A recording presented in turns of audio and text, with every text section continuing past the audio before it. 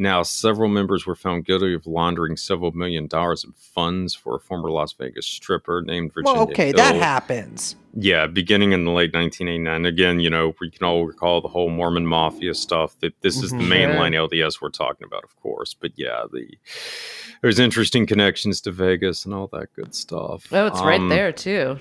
So the ABUB got kind of caught with their hand in that particular cookie jar once, and Lynn Thompson, the current head, at least he was the head. I don't know if he still is right now, but he was accused of touching one of his daughters inappropriately when she was 12. I think it's the same woman who's on My 5 Wives, if I'm not mistaken. I'm not entirely sure on that, but as far as some of these major sects go, that's pretty clean, as we will see here. They've managed to avoid a lot of controversy. All right, so next group up for consideration are the Kingstons.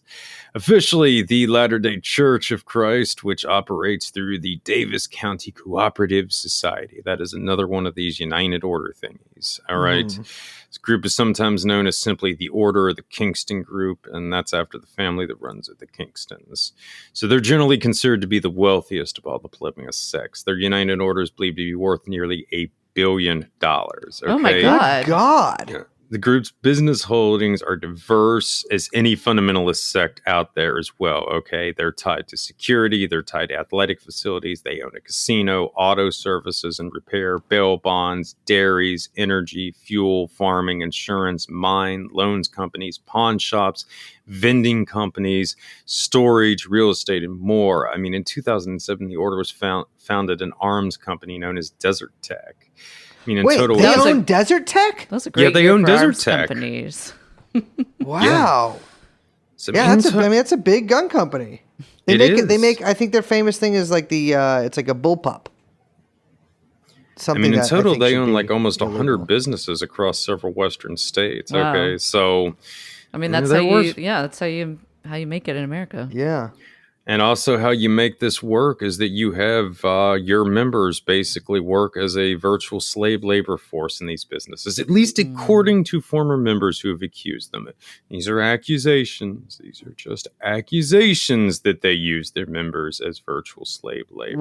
Listen, Recluse, we are a comedy podcast, and so yes, I'm just joking about this. We just, if people take it seriously because they can't take a joke, that's their problem. But every single thing we've said since the first episode of this podcast is not legally actionable. Yeah. Yes. We're just repeating what other people have alleged, and we're doing it with a smile as a joke. Yes. And I mean, another joke about the Kingstons is that they start members working before that they're pre-teens, that they overwhelmingly live in houses owned by the order, that they're supposed to forego using regular doctors and banks and law enforcement and just let everything be handled by the order. And it's also a joke that they engage in a massive welfare fraud scheme that's known as Bleeding the Beast. This does not involve non-legal wives filing for welfare benefits while lying about the identities of the fathers of their children. And the order was certainly humorously fined a mere $350,000 by the U.S. government for this when it was investigated during the 1980s and again investigated during 2016. Har, har, har. Another funny thing is Isaiah and Jacob Kingston were also indicted by the government to the tune of $500 million in tax fraud in 2018, which we'll get back to. But that's not the funniest thing about the order. We don't know what's really funny about the order. It's their obsession with the Book of Mormon's White Horse Prophecy, which in turn led to another obsession, creating a master race. And this was to be... 1 second. What is the White Horse Prophecy?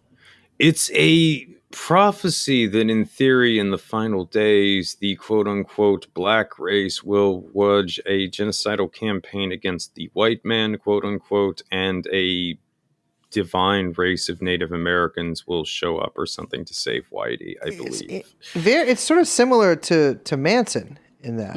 Well, it's really closely, I mean, there's a lot of threads between this kind of stuff, British Israelism and Christian identity theology, which bleeds into a lot of the stuff that eventually... There's a lot with this, but I don't want to get us too far in the weeds, guys?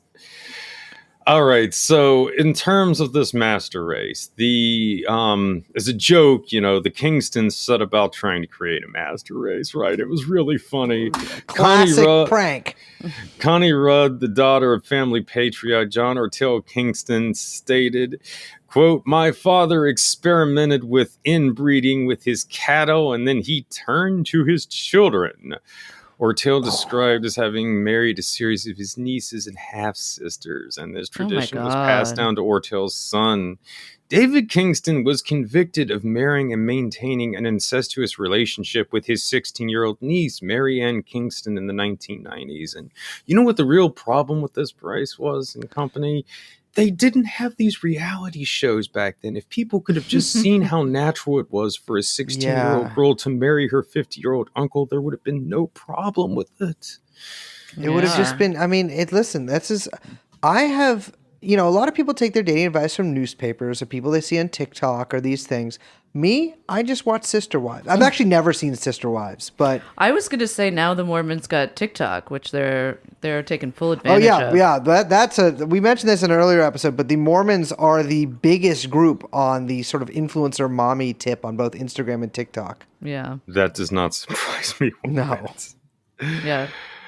And in case you're wondering, folks, this glorious practice did apparently continue into the 21st century. The Salt Lake City Tribune found records of 65 quote-unquote marriages within the order involving girls under the ages of 18 since 1997. And again, I refer everybody to the show Escaping Polygamy. There's a lot in there about this. And yeah, you can look at firsthand and see how funny it really is.